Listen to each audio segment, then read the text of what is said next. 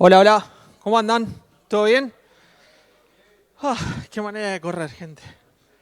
Uf, vengo de lejos, así que venía en auto, casi nos dimos un palo, pero bueno, llegamos. ¿Todo bien? Corrí de la puerta acá, no es que vengo corriendo de donde vengo, veníamos cargados. Bueno, gente, buenos días a todos, gracias por estar, gracias por el aguante. En primer lugar, muchísimas gracias a los sponsors.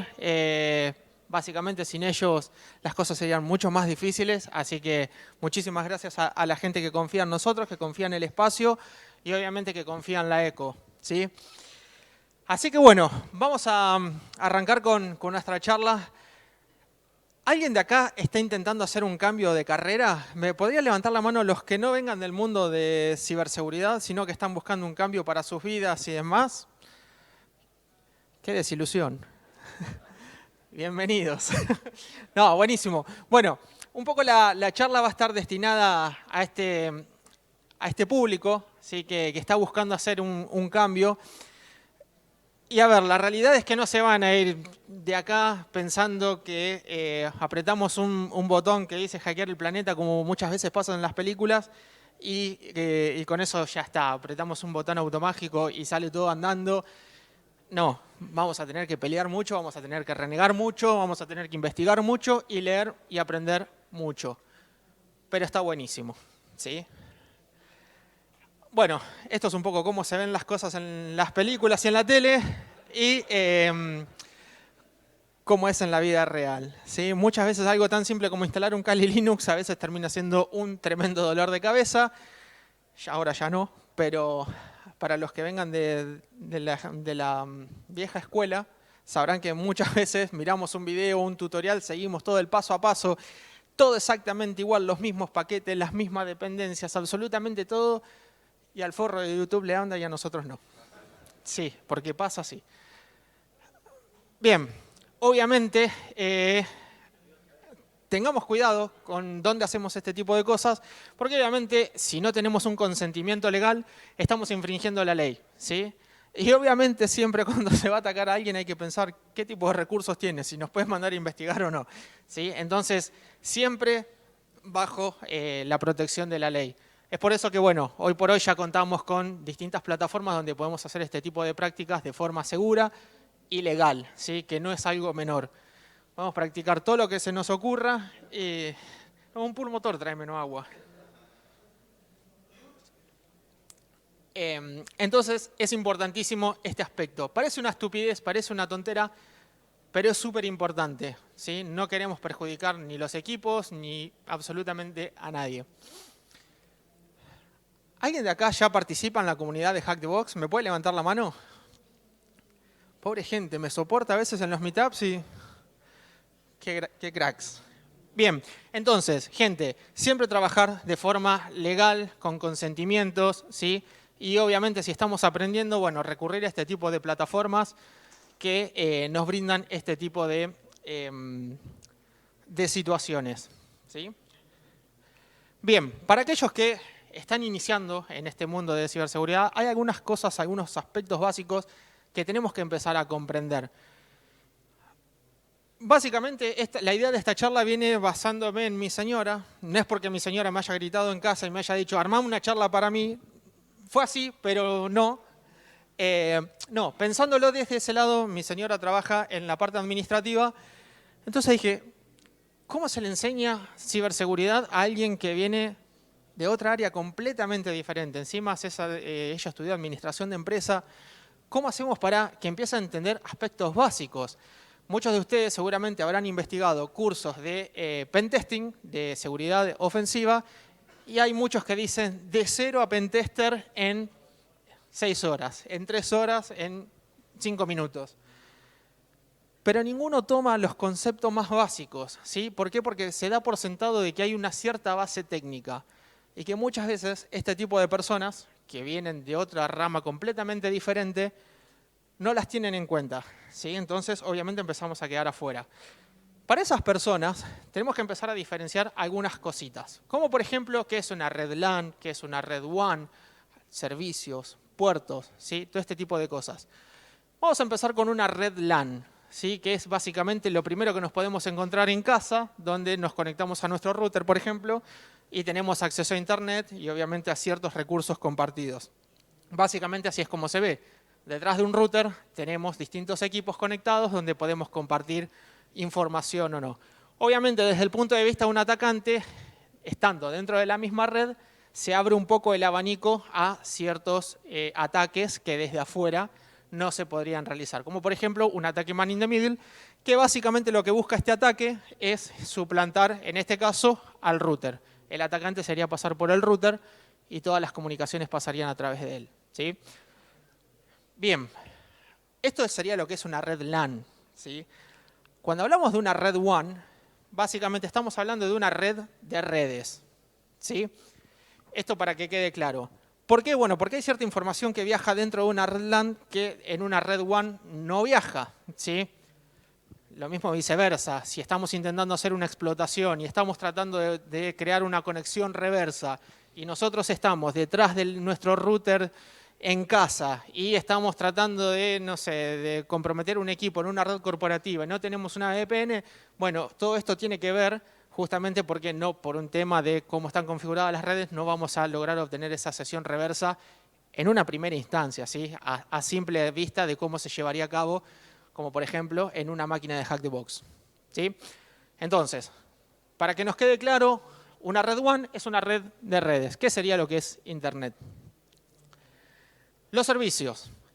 En realidad vamos a hablar de servicios, protocolos, ¿sí? Que son la forma en que los servicios, propiamente dicho, se comunican entre sí, ¿sí? Tienen como ciertas especificaciones para que puedan establecer una comunicación y empezar a hablar y comunicarse entre ellos.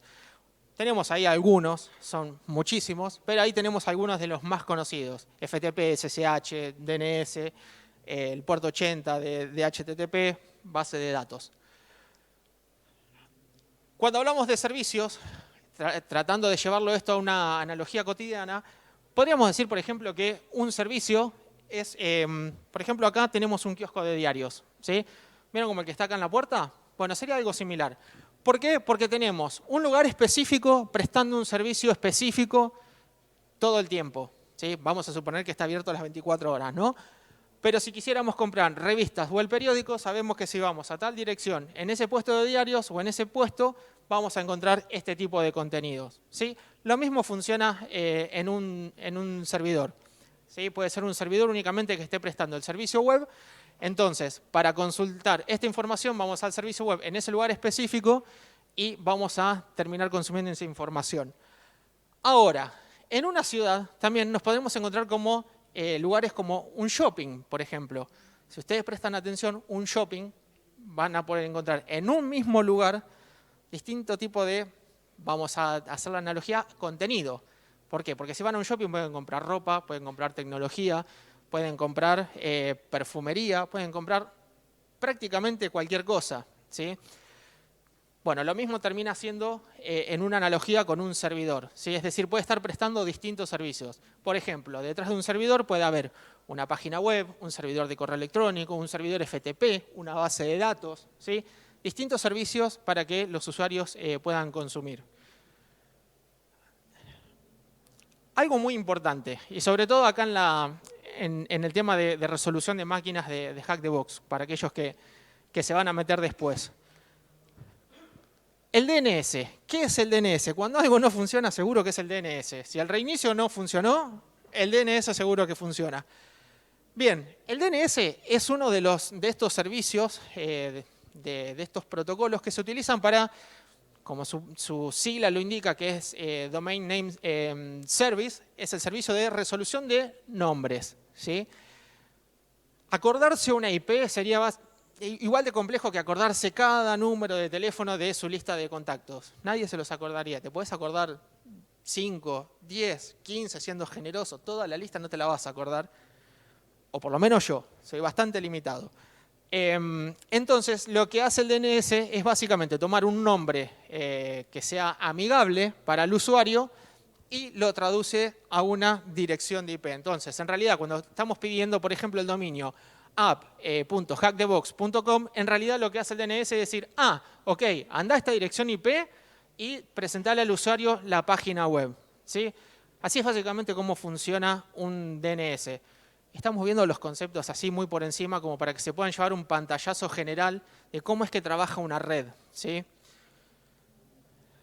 Bien, obviamente también empezamos a hablar de puertos, ¿sí? Podemos tener distintas arquitecturas, pero estos servicios siempre están atachados a un puerto, que es lo que decíamos al principio, que es lo que está prestando el servicio y hacia dónde se establece la conexión. Dependiendo del puerto que estemos usando, el protocolo que estemos usando, va a ser la interacción que tengamos con este servicio. Ahí como para que puedan ver, puede ser, como vimos en el caso anterior, que en un mismo servidor tengamos varios puertos abiertos o que detrás de una misma dirección de IP podamos tener microservicios detrás que estén prestando distintos servicios. ¿Sí? Por ejemplo, no sé, un contenedor con un servidor de mail, un contenedor con una página web. ¿Sí? Puede haber distintas arquitecturas. ¿Sí? Esto es para que se entienda de que puede estar configurado de distintas maneras. Seguramente habrán escuchado hablar la palabra criptografía, ¿sí? Y acá no nos vamos a meter en profundidad, ¿sí? Como dijimos al principio, la idea es que se puedan llevar algunos conceptos básicos. Pero básicamente vamos a hablar de dos tipos de criptografía a grandes rasgos. Lo que es la criptografía simétrica, que significa que tenemos un emisor y un receptor, pero básicamente comparten la misma llave, ¿sí? Esto es el equivalente a, por ejemplo, si convivo en casa con alguien y tenemos la llave del departamento, bueno, las dos personas vamos a tener que tener la misma llave para poder acceder al mismo departamento, ¿sí? Eso está clarísimo. Si no, si los dos tenemos llave distinta, obviamente uno se queda fuera. Que de esta manera es como funcionaría, para que aquellos que no están en el tema lo puedan entender, la criptografía asimétrica, ¿sí? Es decir, para codificar la información se utilizan llaves diferentes, ¿sí? Entonces, fíjense ustedes, presten atención que ustedes en su propia casa no tienen la misma llave que el vecino, bueno, o espero que no, o la gente que vive a la vuelta, o la gente que vive acá en microcentro, o la gente que vive en otros países, ¿sí? Podríamos hacer esa equivalencia en cuanto a una comparativa de la vida diaria. Obviamente la información, el objetivo de la criptografía es proteger la información, ¿sí? Cada cual tiene sus pros, sus contras, bueno, cada cual evaluará y obviamente dependerá del caso de uso. Pero básicamente de esto se trata la criptografía. Entonces, a grandes rasgos, podemos decir que una red se parece a una ciudad. Fíjense que a lo largo de estos conceptos básicos fuimos viendo bastantes cosas cotidianas de una ciudad. ¿Sí? Recuerden que hablamos de un kiosco, de un shopping, que hablamos de la llave del vecino, de la llave de mi casa. ¿Sí? Fíjense cómo todo se está correlacionando. A ver, no necesariamente tiene que ser así, pero fíjense también que en una ciudad, por ejemplo, tenemos vías de comunicación donde podemos ver a sus transeúntes, podemos ver a la gente que va caminando, que podría representar el tráfico web, el tráfico cifrado. ¿Sí? Tenemos, por ejemplo, el subterráneo que podría representar, no sé, las conexiones SSH, no sé. Pero fíjense que podemos encontrar una similitud a grandes rasgos en lo que es el concepto de las redes. Bien, hasta acá vamos bien. ¿Preguntas, dudas, consultas? ¿Vamos bien? ¿Sí? Bien. Máquinas virtuales. Esto es súper importante, ¿sí? Si se van a meter a practicar con esto, la realidad es que tiene muchísimas ventajas. Y una de las más importantes es que si se rompe la máquina virtual podemos crear un snapshot, volvemos el snapshot atrás y no tenemos que renegar con una reinstalación, todo desde cero. Me costó años entenderlo y amigarme, pero bueno, es lo más productivo, ¿sí? Aparte, si van a estar jugando en plataformas como por ejemplo Hack the Box, obviamente se recomienda tener un entorno virtualizado separado, donde, por ejemplo, podemos tener un snapshot, jugamos una máquina, la resolvemos y después volvemos el snapshot para atrás para que quede limpia como la teníamos antes de empezar la máquina, ¿sí? Es decir, que ante una potencial eventualidad de que alguien de la misma red de la VPN pudiese haber llegado a comprometer nuestra máquina virtual, bueno, volvemos el snapshot para atrás y queda todo desde cero como estaba. A ver, obviamente nos tenemos que empezar a familiarizar con temas de comando de sistemas operativos, porque cuando comprometemos un equipo no vamos a estar moviendo el mouse o por lo menos no en una primera instancia, ¿sí? ¿Por qué? Porque obviamente como atacante lo que hacemos es tratar de pasar desapercibido. Obviamente cuando pasamos mayor cantidad de tiempo desapercibido es donde mayor impacto va a tener el ataque, ¿sí? Básicamente es lo que hace un malware, ¿sí? No el ransomware, pero sí el malware, ¿sí? Fíjense ustedes que el malware, cuando mayor cantidad de tiempo está presente en un sistema, obviamente mayor cantidad de información es la que puede robar, ¿sí? A diferencia del ransomware, que una vez que infecta, automáticamente se muestra presente en el sistema porque te está diciendo, no, macho, si querés tus archivos de vuelta, págame, ¿sí? Es muy distinto el concepto de cómo funciona. Es loco porque es paradójico que es la criptografía bien aplicada al uso de un software malicioso. Pero bueno, entonces, tenemos que empezar a amigarnos con los comandos de sistema operativo. Para aquellos que no estén familiarizados con eso, empiecen a jugar un poco con la consola. Si tienen Windows, utilicen el CMD. Si tienen Mac, utilicen la terminal. Si tienen Linux, utilicen la consola. Y van a ver que es mucho más fácil. Se empieza a hacer medio un vicio ahí, porque es más divertido, más rápido, más eficiente también. Y van a empezar a entender qué es lo que termina pasando por detrás, ¿sí? Obviamente también se recomienda el scripting, empezar a entender todo esto del scripting. ¿Por qué? Porque nos va a permitir automatizar tareas, ¿sí? Y obviamente cuando podemos empezar a automatizar tareas, podemos empezar a hacer un mejor uso del tiempo, podemos empezar a optimizar estas cuestiones. También nos vamos a tener que familiarizar con cosas como, por ejemplo, el OWASP Top 10, donde, bueno, básicamente tenemos distintas categorías de vulnerabilidades, como por ejemplo inyecciones, diseño inseguro, bueno, configuraciones por defecto y demás, bla, bla, bla, bla. No vamos a entrar en detalle ahora, pero nos tenemos que empezar a familiarizar con este tipo de información, ¿sí? ¿Por qué? Porque acá es donde vamos a empezar a ver vulnerabilidades, en este caso particular, de tipo web, ¿sí? Entonces, obviamente, cuando empecemos a jugar en plataformas como Hack the Box, bueno, también vamos a tener que empezar a explotar vulnerabilidades web, vamos a tener que empezar a buscar información, archivos, y nada, está buenísimo, la verdad está bueno. VPN. Para aquellos que no entiendan cómo funciona, básicamente una VPN crea un túnel de un lugar a una red, ¿sí?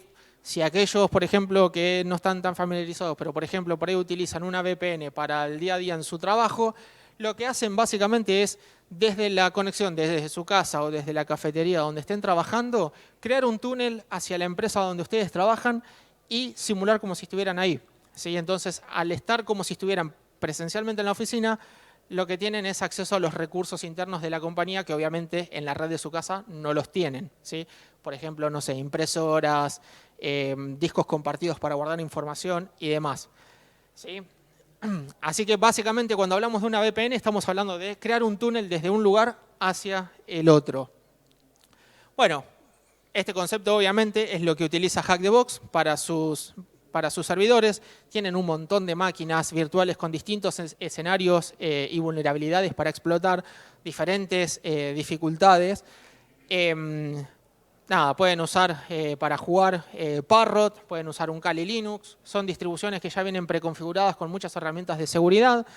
Para aquellos que no prefieran esto, pueden instalarse un Ubuntu, empezar a instalar las herramientas de forma manual. Está buenísimo. Nada, son alternativas, ¿sí?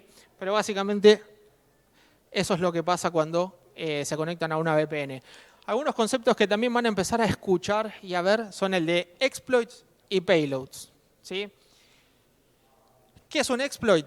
Bueno, básicamente es un pedazo de código que lo que hace es explotar una vulnerabilidad o hacer fallar de una forma controlada a la aplicación vulnerable, al servicio vulnerable, ¿sí?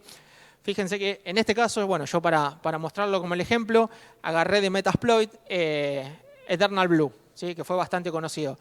Entonces, en la sección de arriba, fíjense que pueden ver todo lo que es la parte de la configuración del exploit propiamente dicho, ¿sí? Fíjense que bueno, nos pide si hay que poner un usuario, una contraseña, un dominio, la dirección IP, el puerto al que afecta y demás, ¿sí? Porque muchas veces esta información hay que ir modificándola dependiendo el uso. Y una vez que este código que se ejecuta del otro lado funciona, bueno, ahí viene lo que es el payload, ¿sí? La carga maliciosa, lo que tiene que pasar una vez que la vulnerabilidad es explotada. Entonces, eso es lo que viene en esta parte de acá abajo. En este caso lo que está diciendo es, ok, cuando la vulnerabilidad funcione y sea explotada, créame una conexión reversa hacia mi equipo, en este caso. Le pasé mi dirección IP de mi Kali Linux como atacante y mi puerto que tengo a la escucha.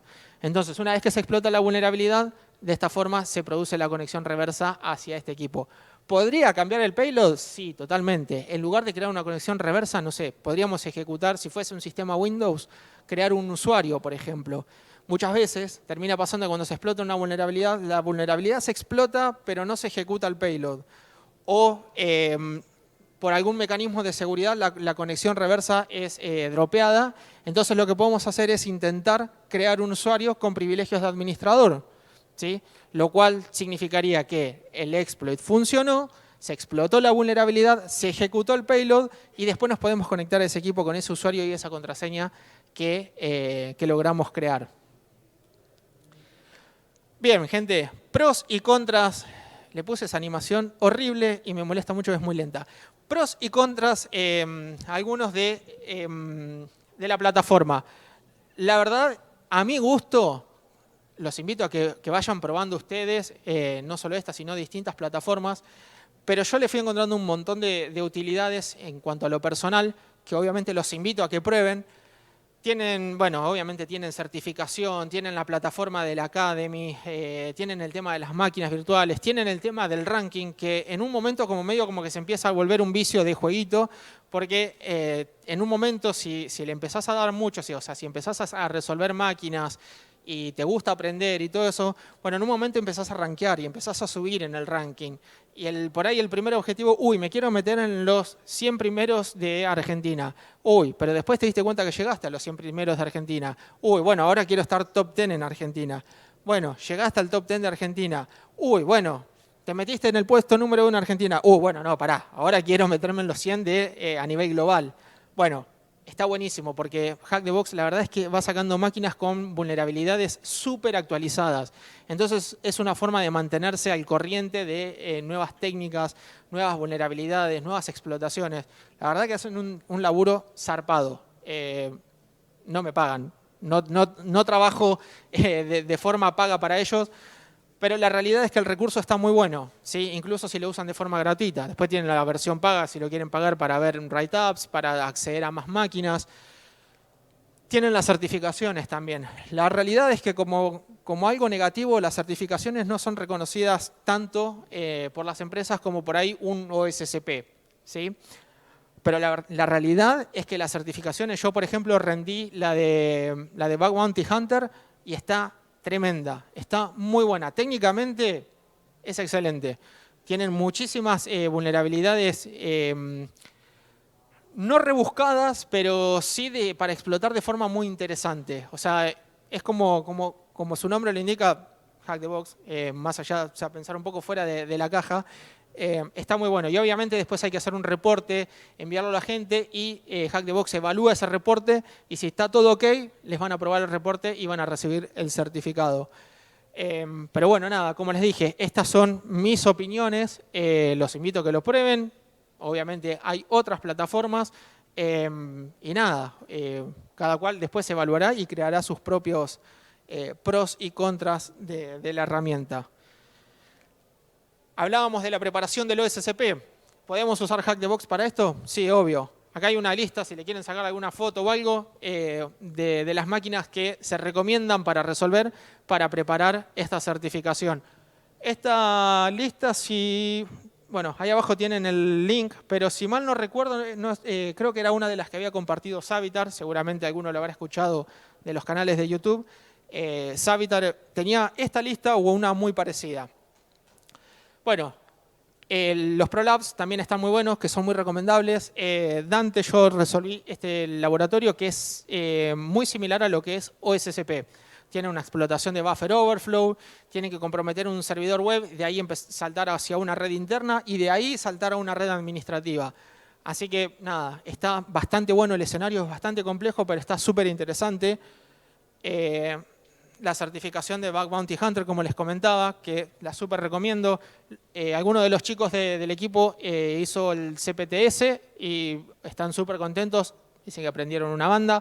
Después, si los ven ahí, a Yerbita, a Agus, les pueden consultar. Ellos lo rindieron y nada, están súper contentos. Gente, llegamos al momento donde vemos un toque la plataforma. Básicamente lo que estamos viendo ahí es como, a resumen de este video, es cómo conectarnos. Aquellos que no pudieron estar ayer en la charla de Agustín, Agustín estuvo mostrando cómo conectarse a la plataforma de Hack the Box. Obviamente primero hay que registrarse, hay que crearse una cuenta, que no es nada muy complejo, te va a pedir el correo electrónico, te va a pedir un usuario y te va a pedir una contraseña. Antiguamente había que hackear un desafío que tenía la página, había que conseguir un código de suscripción, tenías que hackear la página y con ese código te podías crear tu cuenta. Si no, no te podías registrar. Estaba buenísimo.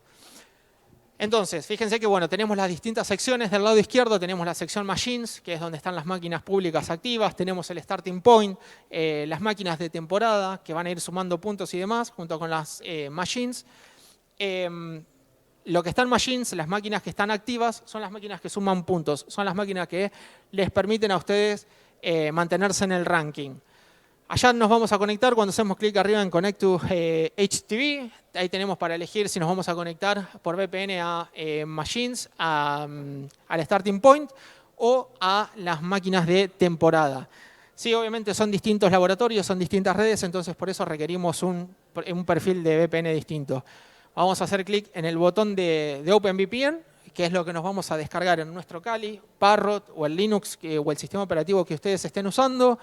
Nos descargamos el perfil de VPN, como estamos viendo ahí, y básicamente después vamos a tener que ejecutar un comando para conectarnos y ya vamos a estar dentro de la red. Fíjense que ahí ya me descargó el archivito, ese es el que tiene generalmente, dice el nombre del laboratorio donde se van a conectar y su nombre de usuario.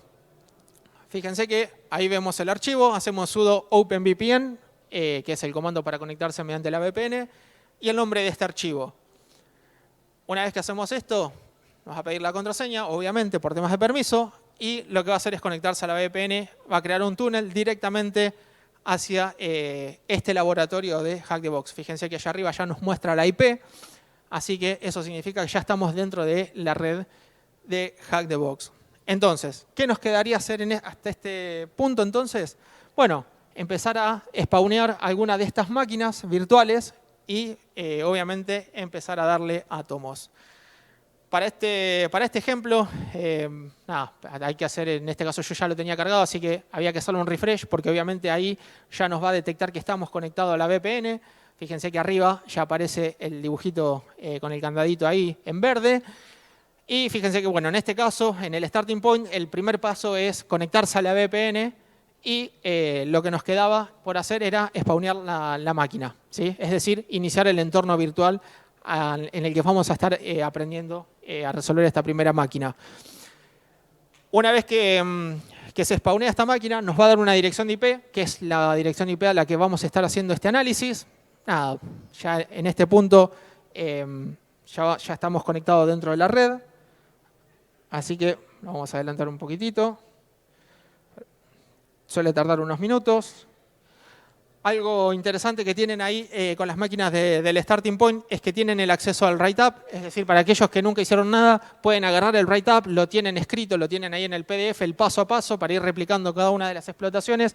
E incluso también tienen el write-up oficial en el video, hacen el clic en el botón y tienen el video oficial para ir viendo cómo es que van resolviendo la máquina. ¿Sí? Fíjense que ahí ya tenemos la dirección IP y ya estamos en condiciones de hacer un ping o empezar a escanear puertos y demás a ver qué detectamos en esta máquina.